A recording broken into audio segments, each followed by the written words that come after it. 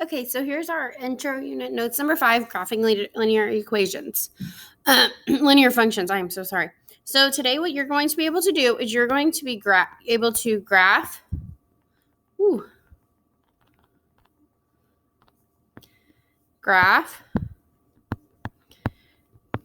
a linear function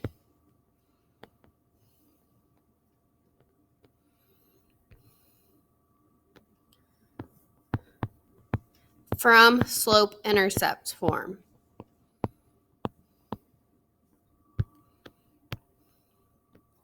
Slope-intercept.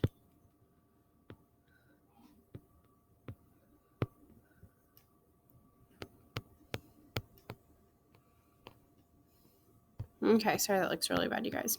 So whenever we go over types of functions, we're going to talk about our linear, our quadratic, and our exponential. So if we remember, if we sketch our graph, linear is a straight line. Our exponent on linear is 1.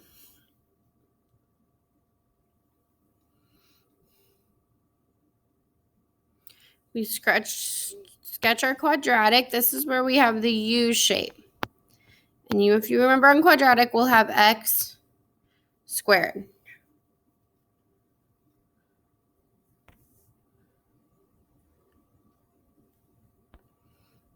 Okay, so the exponent would be 2. So this equation would be, here, I'm going to erase this. So you have an exponent of 2, so it'd be y equals x squared. I'm going to go back to this linear one. If you guys remember, it would just be y equals x. Now, our next one would be exponential. So whenever we have an exponential graph, it starts low and then it goes up. So if you remember exponential, your exponent is x. So with this, we have y equals our base value to the x. And we'll go over further on what that b value exactly means. So now going down, we're going to talk about slope-intercept form. So slope-intercept form is whenever it's y equals mx plus b. M is your slope, and b is your y-intercept. Now, whenever you write this, you're going to want to write your y-intercept in ordered pairs. So it's going to be 0, comma, your b value. Because your y-intercept is your y value that you'll have to change. So on our first one, it says, given the following functions, fill in the input-output tables and graph. So our first one, we're going to identify the slope. So if we look above, we have y equals mx plus b. So y equals mx plus our b. So 2 is our m and 1 is our b value. So if you remember, this first value is going to be our slope. So our slope is -2. Now our y-intercept is 1, but you cannot put 1 because you need to put it as an ordered pair. So it'd be 0, comma 1. Now we need to create our input-output table. So we have our x, we have our y, we have -2, -1, 0, 1, 2. And we're going to go through and we're going to plug in those values for our x. So we're going to have -2 times -2 plus 1. That's going to give you 5. You're going to have -2 times -1 plus 1. It's going to give you 3. You're going to end up -2 times 0 plus 1. It's going to give you 1. You're going to have -2 times 1 plus 1. It's going to give you -1. So you should be able to see a pattern on our y. We're going down by 2 each time. So our last one would be -2 times 2 plus 1. So this would be -3. And then we're going to take all of those points and then we're going to graph them. So we have -2, 5, -1, 3, 0, 1, 1, -1, and 2, -3. And then we are going to draw our line.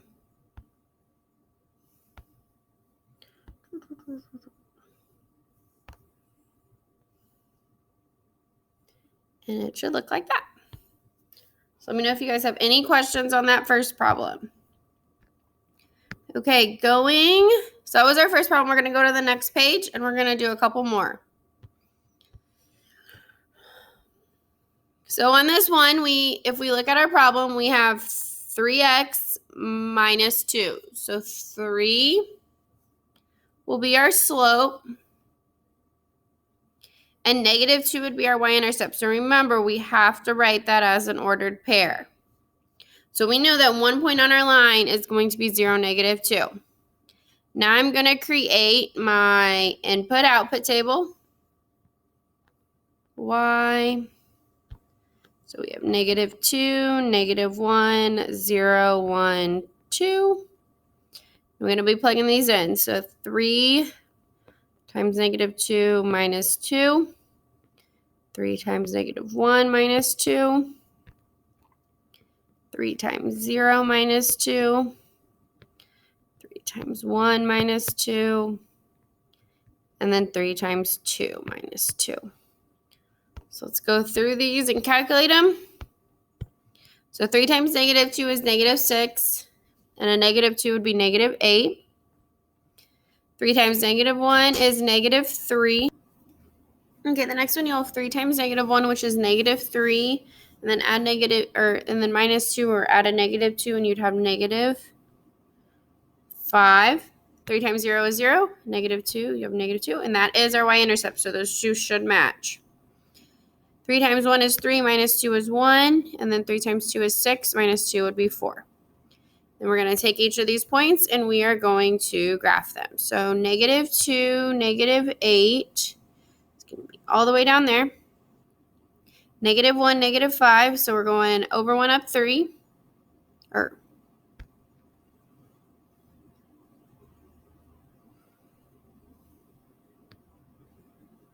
up 3 over 1. Sorry. And then we have 0, negative 2. 1, 1. And 2, 4. So if you see, every time we went over 1, or up 3 and over 1, because our slope is also a rise over run. So then I'm going to draw my line through my points, and make sure you have an arrow on both sides of your line. Okay, the next one we need to label our slope, which is 1/2. And our y-intercept is negative 3. And remember, we have to put 0, then our y-intercept. We have to label it as a point. And then we are going to create our input-output table. So negative 2, negative 1, 0, 1, 2. So this one's going to be a little bit different. So we're going to have 1/2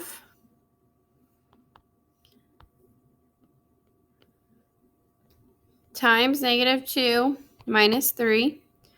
1/2 times negative 1 minus 3. 1/2 times 0 minus 3. 1/2 times 1 minus 3. Ooh, we're kind of off there. And then 1/2 times 2 minus 3. I'm going to move these down a little bit.